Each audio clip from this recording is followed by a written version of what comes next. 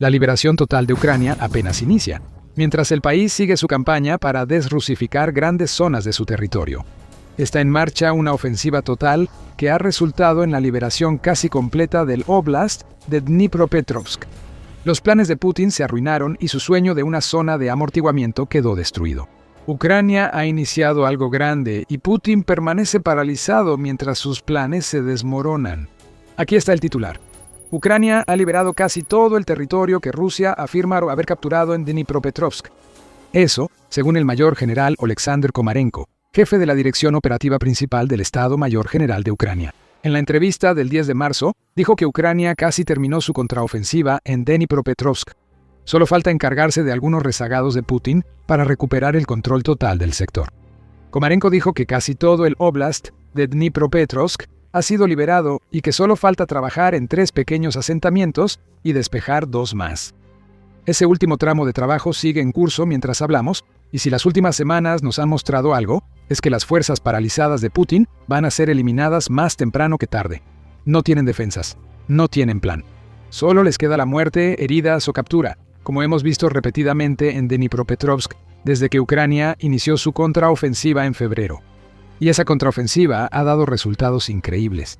Rusia busca avanzar en Donetsk y Zaporilla, usando el territorio capturado en Dnipropetrovsk como zona de amortiguamiento para bloquear la ayuda ucraniana. Luego veremos por qué eso es importante, especialmente por la ofensiva de primavera-verano que Putin tiene bajo su maldita manga. Sin embargo, Ucrania vio venir esos planes y entró en acción. Desde febrero, según reportes de Euromaidan Press, Ucrania ha llevado a cabo una enorme cantidad de operaciones ofensivas en el eje de Oleksandrivsk, que es algo así como un punto de conexión entre Dnipropetrovsk y Zaporilla. El avance ruso en este eje para finales de 2025 mostraba la intención de Rusia de usar este punto como zona de amortiguamiento. Ucrania ha revertido todo. Y según Komarenko, Ucrania ha recuperado más de 400 kilómetros cuadrados o al menos 154 millas cuadradas durante esta operación, y está presionando para recuperar más. Ucrania ha estado afianzando su control de este territorio, añade Euromaidan Press, y ha estado realizando operaciones de limpieza en muchas de las zonas que ha liberado para eliminar del mapa los últimos vestigios de las fuerzas infiltradas de Rusia. La desrusificación ya es un hecho, y Putin poco puede hacer ante las fuerzas aerotransportadas y de asalto terrestre que Ucrania usa en este contraataque. Eso nos da un indicador de cómo Ucrania ha logrado estos enormes avances. El Kyiv Post informa que Komarenko menciona fuerzas combinadas de asalto aéreo y terrestre, y destaca que el general confirma que es una operación deliberada y con un propósito claro por parte de Ucrania. Es una operación ofensiva planeada que cumplió todos los procedimientos de aprobación, coordinación, etc., afirmó Komarenko. También afirmó, sí, claro, lo repito, las formas de hacer la guerra cambian. El contenido de las operaciones, batallas y acciones de combate es diferente. Cuando le preguntaron si lo que estamos viendo de Ucrania en este momento equivale a una operación ofensiva completa contra Rusia. Este es un punto importante. No es raro que Ucrania libere territorio que Rusia ha capturado.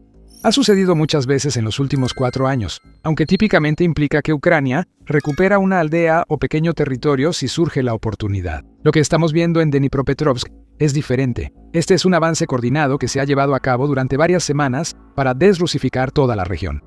Ese avance ya casi está completo, y hay varias razones por las que es tan importante que pronto vamos a explicar. Podemos ver esa coordinación en acción con las operaciones de las fuerzas de asalto aéreo y terrestre, que se han estado coordinando para realizar barridos sistemáticos de todos los asentamientos que Ucrania ha liberado.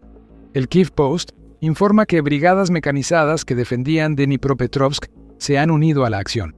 Es probable que se hayan estado transformando de unidades defensivas a unidades ofensivas conforme ha continuado el barrido. La lógica aquí es simple. Las fuerzas de asalto avanzan hacia territorio ocupado o de zona gris para desrusificar. Las brigadas mecanizadas que defendían el territorio se suman al avance, facilitando que Ucrania recupere terreno. Y Ucrania ha ganado terreno a un ritmo asombroso. Komarenko afirma que los 400 kilómetros cuadrados liberados por Ucrania son más que desrusificación. Cada uno de esos kilómetros cuadrados es una señal para Putin de que Ucrania puede hacer lo que el líder de Rusia quiere que sus fuerzas logren, incluso mejor de lo que los rusos pueden. Estas acciones generan una dinámica positiva en febrero. Komarenko afirma que se ha liberado más territorio del que se ha perdido, respaldado por datos del Instituto para el Estudio de la Guerra, ISW.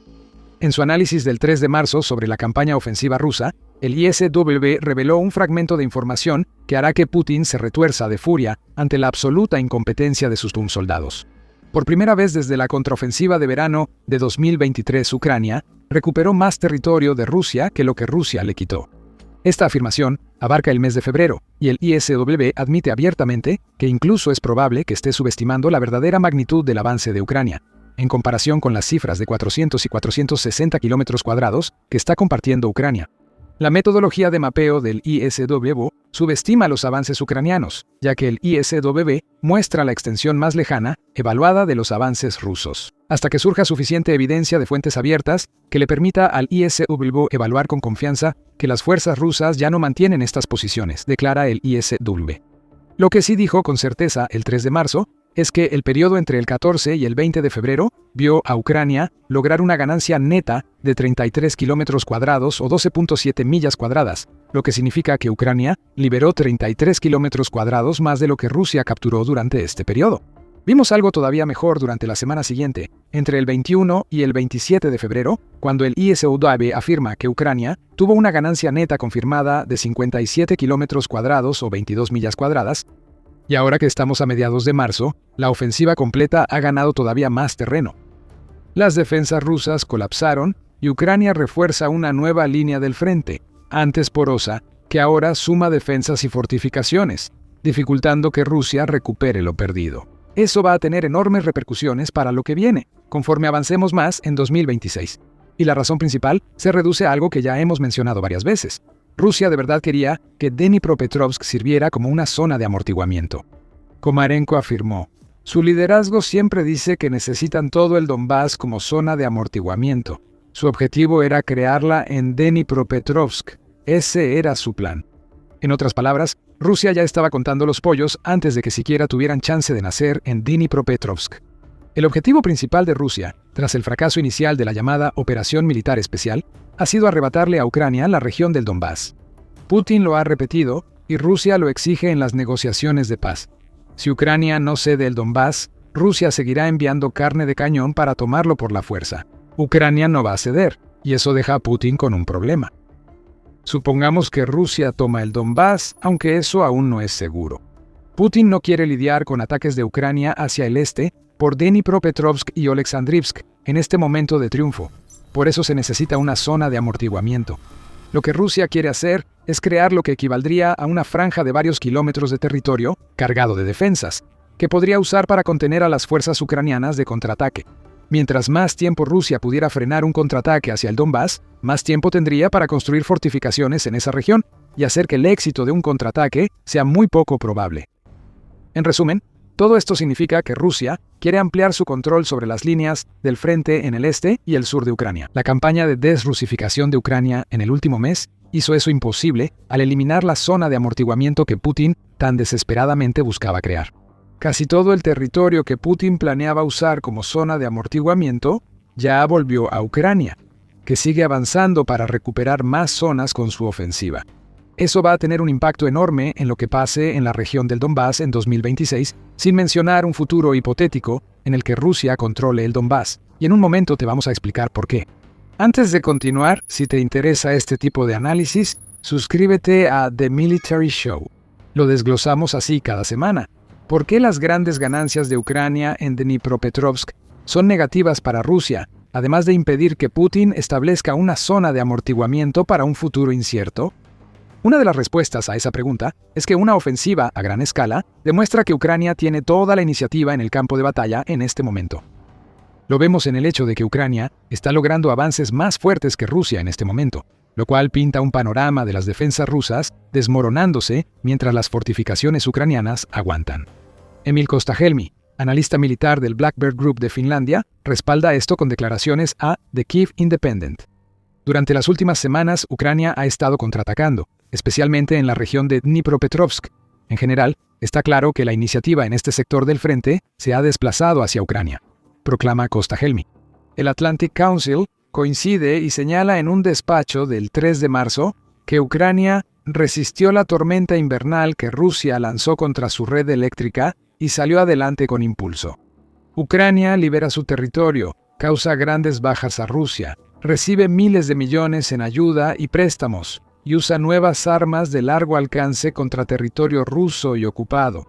Ucrania está muy lejos de ser la fuerza agotada que Putin ha intentado hacer pasar hacia finales de 2025, y la contraofensiva es la prueba más reciente de ese hecho. Ucrania también busca aprovechar este impulso, como lo demuestra el ministro de Defensa del país, Mikhailo Fedorov, al fijar como meta alcanzar 50.000 bajas rusas por mes para finales de 2026. Estas acciones no son de una nación que agoniza en el campo de batalla.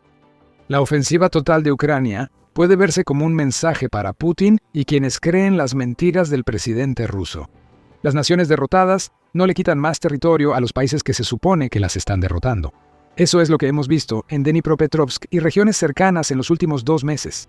Con armas como el dron misil Flamingo ya operando y Ucrania ampliando sus zonas de eliminación, todo indica que en 2026 Rusia perderá más que nunca en relación con cualquier avance que logre en Ucrania. Lo que también estamos viendo es que la contraofensiva de Ucrania está obligando a Rusia a desviar recursos lejos de sus objetivos principales en la región de Donetsk. Retomaré ese punto al final del video. Pero al hablar de Donetsk, también debemos mencionar lo que se informa que Rusia planea para la primavera y verano de 2026. Se viene una ofensiva. Rusia ha preparado su última ofensiva desde finales de 2025, con ataques continuos de artillería, drones y ataques de largo alcance contra la infraestructura logística y energética de Ucrania. El objetivo era forzar a Ucrania a enviar refuerzos antes de tiempo, que es justamente lo que Ucrania ha forzado a Rusia a hacer con su contraofensiva. The New Voice of Ukraine cita al analista militar Oleksandr Kovalenko, quien dice que el plan ruso para la primavera y verano de 2026 sería lanzar una ofensiva al sur del Donbass. Eso implicaría que sus fuerzas avanzarían por la frontera entre Donetsk y Zaporizhia, cerca del cruce de Oleksandrivsk mencionado antes. Rusia también busca avanzar hacia las ciudades fortificadas de Donetsk, como Sloviansk y Kramatorsk, para atacar la última línea de defensa ucraniana en esa región. Pero incluso antes de la contraofensiva de Ucrania, no parecía probable que Rusia pudiera lograr ni de cerca las ganancias que anticipa con sus acciones de mediados de 2026. No está claro si podrán realizar una ofensiva a gran escala en primavera-verano en este sector, dice Kovalenko. Este impulso en primavera y verano también nos lleva de vuelta a la zona de amortiguamiento mencionada. Analizamos la zona de amortiguamiento, considerando que Rusia tomó el Donbass y buscará protegerlo. Rusia podría tardar 2 años en llegar a ese punto y necesitará una zona de amortiguamiento mientras avanza en Donetsk y Zaporizhia. Político señala que para Putin, lo ideal era establecer la zona de amortiguamiento antes de la primavera de 2026, pues habría apoyado las ofensivas rusas previstas en Donetsk y Zaporizhia.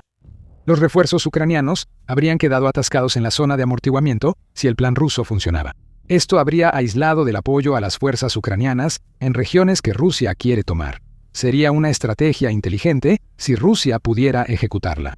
Como hemos visto en Ucrania, las grandes ideas de Rusia y lo que sus tropas logran en el campo de batalla son muy diferentes. Rusia seguirá intentando avanzar en Donetsk, es necesario para ellos. A estas alturas, tomar ese oblast y así completar la captura de la región del Donbass se ha convertido en el único objetivo al que Putin puede aspirar, aunque sea de manera medio realista. Otros planes rusos, que se revelaron a inicios de marzo e implicaban avances más profundos hacia Zaporizhia, y de forma hilarante, considerando lo que ahora sabemos, Dnipropetrovsk, parecen pura fantasía inventada por Putin. El avance hacia el cinturón de fortalezas de Donetsk debe hacerse mientras Ucrania puede reforzar sus defensas en el oblast. Impedir que Ucrania hiciera eso era el objetivo de la zona de amortiguamiento de Dnipropetrovsk. Sin ella, Ucrania consolida líneas que Rusia creía controladas. Las fuerzas de Putin han sido rechazadas o en muchos casos eliminadas por completo. Si Putin quiere crear la zona de amortiguamiento clave para sus planes en el Donbass, deberá invertir tiempo y soldados en recuperar lo que Rusia pensaba que ya tenía. Esto nos lleva a otra razón de por qué la ofensiva final de Ucrania en Dnipropetrovsk es tan importante. Destruye cualquier plan de Rusia para su fuerza de combate.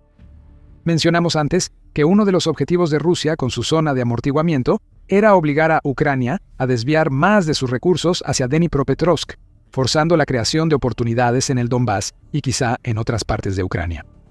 Ucrania ha empleado unidades aéreas y terrestres pequeñas, junto con fuerzas mecanizadas y enjambres de drones, para realizar una operación sistemática de búsqueda y destrucción en Dnipropetrovsk. Eso recuperó el control de territorio que antes solo mantenían pequeños grupos rusos de infiltración de forma laxa.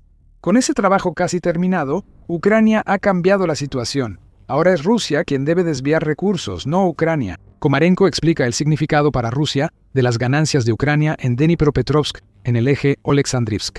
Pokrovsk y Oleksandrivsk siguen siendo las zonas más difíciles, donde el enemigo concentra sus esfuerzos, pero estamos estabilizando la situación con acciones activas, informa Komarenko según United 24 Media. Indica que los ataques enemigos cerca de Pokrovsk-Kamianarad bajaron, pues sus fuerzas se movieron al eje de Oleksandrivsk.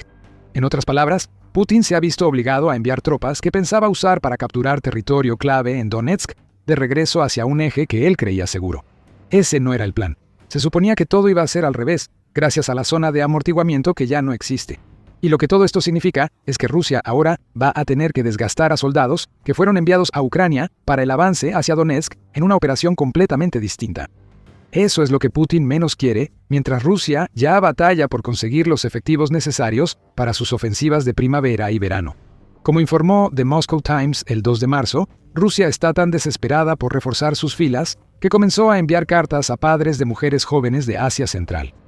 Esas cartas contienen una oferta para las hijas de esos papás, por quienes Rusia está dispuesta a pagar $26,000 a cambio de un año de servicio militar. Y para agravar la desesperación de Rusia, estas ofertas se les están haciendo a mujeres jóvenes de Asia que están cumpliendo condenas en prisión, lo que significa que Putin está apuntando específicamente a quienes ve como vulnerables para intentar meter a más gente a su guerra. Esto es el tipo de cosa que un país que claramente está ganando una guerra nunca tendría que hacer. Las mujeres generalmente no sirven en primera línea en Rusia, aunque algunas han sido movilizadas como personal médico. Así que el hecho de que Rusia esté haciendo este tipo de ofertas a los padres de los convictos, no lo olviden, nos dice que no está consiguiendo los soldados y el personal de apoyo que necesita en Ucrania. Eso se debe a que Ucrania elimina ahora a más soldados al mes de los que Rusia puede reclutar, lo que ha llevado a Putin a buscar a cualquiera para mantener la ilusión de control ruso. Esa ilusión se rompió con la contraofensiva en Dnipropetrovsk. Ucrania ha actuado magistralmente. Aprovechó la debilidad rusa en Dnipropetrovsk para liberar territorio que Putin creía controlado. Putin debe retirar tropas al colchón de seguridad, lo que causa más bajas en el frente y menos soldados en el Donbass. Y mientras todo esto pasa, Rusia se está volviendo más desesperada por conseguir personal, mientras Ucrania se vuelve aterradoramente eficiente para borrar a ese personal del mapa. La primavera y verano parecen otro fracaso para Rusia. Putin seguramente ya está acostumbrado. Después de todo, sus fuerzas han fracasado por completo en impedir que todo esto pase. La contraofensiva de Ucrania no fue una maniobra relámpago realizada en pocas horas. Ucrania lleva semanas recuperando territorio tras iniciar una campaña coordinada a principios de febrero. Cubrimos el mero inicio de lo que estamos viendo ahora en un video, así que échale un vistazo si quieres saber más. Si te gustó el video, suscríbete a The Military Show para no perderte nuestra cobertura de la guerra en Ucrania. Gracias por ver.